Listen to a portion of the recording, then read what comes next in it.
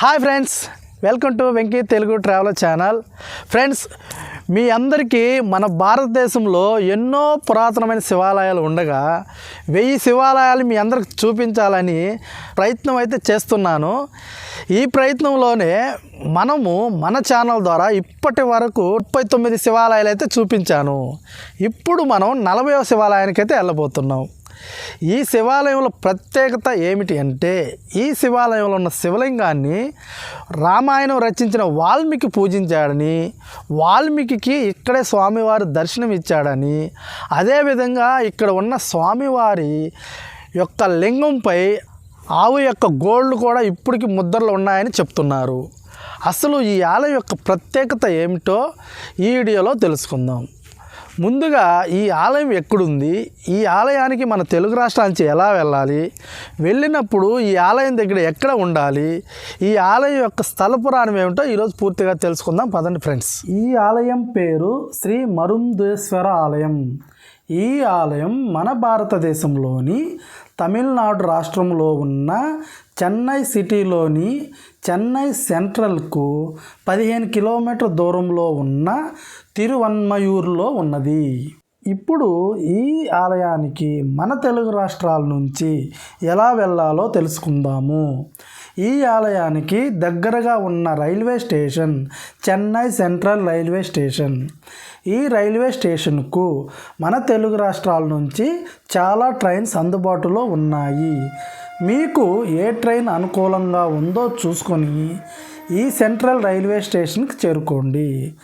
ఈ central railway station నుంచి కోయంబేడుకి బస్సులో చేరుకోండి. కోయంబేడు బస్టాండ్ నుంచి ఈ ఆలయం దగ్గరికి డైరెక్ట్గా బస్సులు అయితే అందుబాటులో ఉన్నాయి. ఒకవేళ లేదంటే ఈ కోయంబేడు బస్టాండ్ నుంచి మహాబలిపురం కానీ పాండిచ్చేరి కానీ వెళ్ళే బస్సుల్లో కూడా మనం వెళ్ళి ఈ ఆలయం దగ్గరైతే దిగవచ్చును. నేనైతే ఇప్పుడు మన నెల్లూరు నుంచి బయలుదేరుతున్నాను. మన నెల్లూరు నుంచి వచ్చేవారైతే ఉదయాన్నే 3:30కి చార్మినార్ ఎక్స్ప్రెస్ ఉన్నది. ఈ ట్రైన్లో వెళ్తే ఈ ఆలయాన్ని సందర్శించుకొని సాయంత్రానికి తిరిగి మరలా నెల్లూరు చేరుకోవచ్చు. 3:30 అందుకని నేను ఈ ట్రైన్లో వెళ్తున్నాను. చెన్నై ఎగ్మోర్ చేరుకున్నాను. ఈ చెన్నై ఎగ్మోర్ నుంచి మెట్రోలో కోయంబేడు బస్టాండ్ చేరుకున్నాను. ఈ కోయంబేడు బస్టాండ్ నుంచి మహాబలిపురం వెళ్ళే బస్సులో ఈ ఆలయానికి చేరుకున్నాను. ఇదే ఫ్రెండ్స్ ఆలయం యొక్క రాజగోపురం. ఇంకా లేట్ ఎందుకు, లోపలికి వెళ్దాం పదండి. రాజగోపురం నుంచి లోపలికి రాగానే పైన గోడలపై ఉన్న పెయింటింగ్ చూడగానే షాక్ అయ్యాను. మీరు కూడా చూడండి ఎంత అద్భుతమైన పెయింటింగ్సో. ఇలా ఈ పెయింటింగ్స్ అన్నీ చూసుకుంటూ ముందుకు వెళ్తుంటే పక్కనే ఉన్న కోనేరు నుంచి సౌండ్స్ అయితే వినిపించాయి. అవి ఏమిటో చూద్దామని ఒక్కసారి వెళ్ళి చూడగానే మరో షాక్ తగిలింది. ఎంత పెద్ద చేపలో ఒక్కసారి మీరే చూడండి. ఈ చేపల యొక్క సౌండ్ మనకి బయట వరకు అయితే వినిపిస్తూ ఉంటుంది. ఈ చేపలకి మేత వేస్తూ ఉన్నాడు ఇక్కడ ఒక పెద్ద ఆయన. ఇలా ఈ చేపలు చూసుకొని మరలా వెనకకు వచ్చే లోపలికి వెళ్తున్నాను. ఇప్పుడు మనం 2వ రాజగోపురంలో నుంచి లోపలికి ఎంటర్ అయ్యాము. ఈ లోపలికి రాగానే ఎంతో ప్రశాంతంగా ఉంది. ఇక్కడ నుంచి చిన్న చిన్న గుడులు మనకి చాలా ఆనందాన్ని కలగజేస్తూ ఉంటాయి. ఇంకా లేట్ ఎందుకు ఫ్రెండ్స్, ఈ ఆలయాన్ని చూస్తూ ఈ ఆలయం యొక్క గొప్పతనం మరియు ఈ ఆలయం యొక్క స్థల పురాణం తెలుసుకుందాం పదండి. ఈ ఆలయం తొండైనాడులోని 276 దేవర పాడల్ పెట్ట స్థలాలలో ఒకటి. ఈ ఆలయంలోని పరమశివుడు స్వయంభుమూర్తిగా అయితే ఇక్కడ వెలిశాడు. ఈ ఆలయంలో చివరగా మహాకుంభాభిషేకం 22/8/2004లోను మరియు అంతకుముందు 12/2/1984లోను మరియు అంతకుముందు 1/2/1979లోను జరిగాయి. పురాణాల ప్రకారం అగస్త్య మహర్షి ఇక్కడ స్వామిని పూజించాడని మరియు స్వామి ద్వారా ఔషధ మూలికై శాస్త్రాన్ని బోధించాడని తెలుస్తుంది. అందుకే ఇక్కడ స్వామిని శ్రీ ఔషధేశ్వర్ మరియు శ్రీ మరుండేశ్వరర్ అని పిలుస్తారు.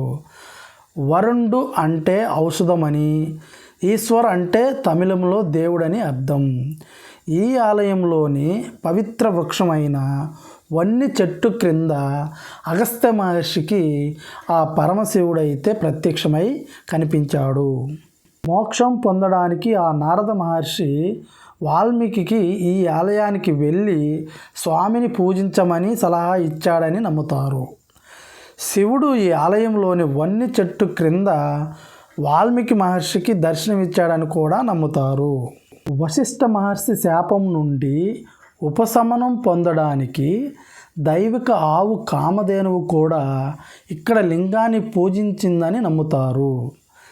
కామధేనువు యొక్క డెక్కల గుర్తులు ఇప్పటికీ లింగంపై కనిపిస్తూ ఉంటాయి. కామధేనువు ఇక్కడ స్వామికి పూజలు చేసి తన పాలును అర్పించినందునకు లింగం తెల్లగా కనిపిస్తూ ఉంటుంది. అందుకే ఇక్కడ స్వామిని పల్వన్నాథర్ అని కూడా పిలుస్తారు. పల్వనం అంటే తమిళంలో పాలుల తెలుపు అని అర్థం. స్వామిని పూజించడం ద్వారా తమ దీర్ఘకాలిక అనారోగ్యం నయమవుతుందని భక్తుల నమ్మకం. శివుడు దర్శనం ఇచ్చిన వన్ని చెట్టు చుట్టూ ప్రదక్షిణం చేయడం ద్వారా భక్తులు తమ పాపాల నుండి విముక్తి పొందుతారని మరియు మోక్షాన్ని పొందుతారని కూడా నమ్ముతారు.